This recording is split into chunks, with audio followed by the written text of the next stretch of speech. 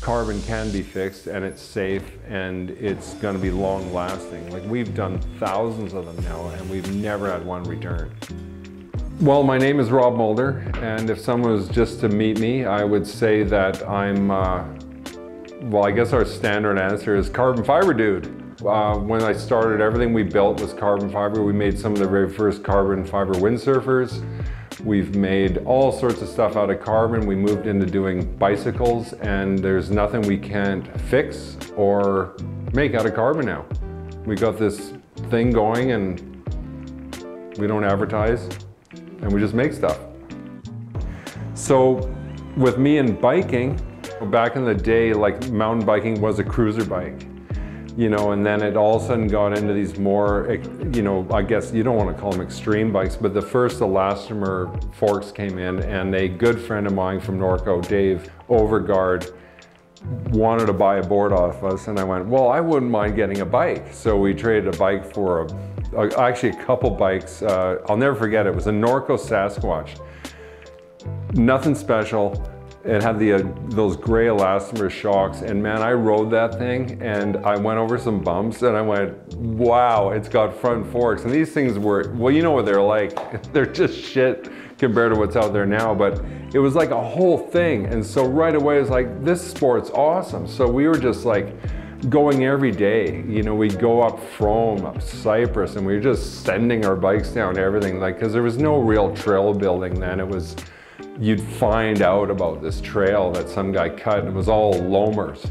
Back in the before mountain biking days, we actually were able to four-wheel drive up on Frome all over the place, and there, where the gate is today, that gate was open all the time. So I actually opened up a lot of old roads that were up there, the Warden's Trail, there was a road out to the big cedar tree, and these things were all stuff that we opened up that were basically skidder roads back long time ago, and we used to four-wheel on those things, and we used to go up all winter, you know. But as far as the actual mountain bike trails, you know, I go up and I do trail maintenance with Steed Cycles and all that, so I put in my time there and do all that. I've built a number of carbon fiber frames, but because I was into racing and there was carbon bikes coming out, I was racing criteriums and track racing and road. And guys would break the bikes and they said, oh, I can fix that. So we just get the racer crowd in. It kind of just evolved into this thing, and then, you know, without advertising, it's just been word of mouth, and it just got bigger and bigger and bigger. And now it's a major part of our job. Many bike manufacturers out there say that carbon cannot be fixed. That's a problem for us. You know, so we have to get the confidence in these shops and the general public that carbon can be fixed and it's safe and it's going to be long lasting. Like, we've done thousands of them now and we've never had one return. Like, I've actually taken 70-foot long racing yachts and fixed them. They're out of carbon fiber. We've taken, this spring we had an 85-foot long carbon fiber mast from a sailboat that's racing around the world currently, and it broke in two places. And guess what? We fixed it and it's racing again. So carbon fiber can be fixed. I started when I was 24 years old, and how it started was, windsurfing, and I needed I'm a pretty big guy, you know, so I needed a certain kind of board that wasn't available at the time. And decided on a job site, when I was working in construction, I'd shape a board. And I made this board and it worked out insane. I was like, wow, this thing's really good, and I really enjoyed making it. So I made another one, and then I made them for my friends, and it just took off. And then I asked my dad, I said, can I take the summer off and just build boards? And he goes, yeah, sure. And I took the summer off and I never stopped. It just kept going and going and going. And to make a quick story about it is, like, we really got into building a lot of boards for our World Cup. And we were like a custom brand builder in the World Cup, and we owned it. We had like 8 of the top 10 guys using our stuff from this small shop in Vancouver. And it was super exciting. I was racing back then and going to all these events, and overnight things changed. The big manufacturers found it really hard to keep up with what we were doing and other custom board builders, because we can change our shape literally in a week, and we can keep rolling new stuff out where production guys don't really get the stuff out for a year or longer. So a ruling came out that you couldn't use custom made boards in the World Cup any longer, and it cut our business in half overnight. And all of a sudden it was like, wow, what are we gonna do? So we started doing all sorts of things, working with paraplegics, you know, doing stuff for Olympic guys and super high-end, basically the whole Paralympics. We actually have this insane track record in the Paralympics, and everybody that's ever used our stuff but one guy has medaled in the Olympics. And we built a lot of stuff, and we've enjoyed it, but it's been really, really hard, you know, to make money when athletes are training and they need to come up with a lot of money, make this stuff. So we donated so much of our time and money into this thing, and it just ended up being,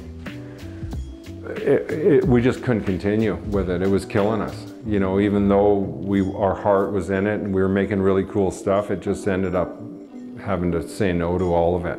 You know, we still do some stuff for some guys, but we've had to slow it down.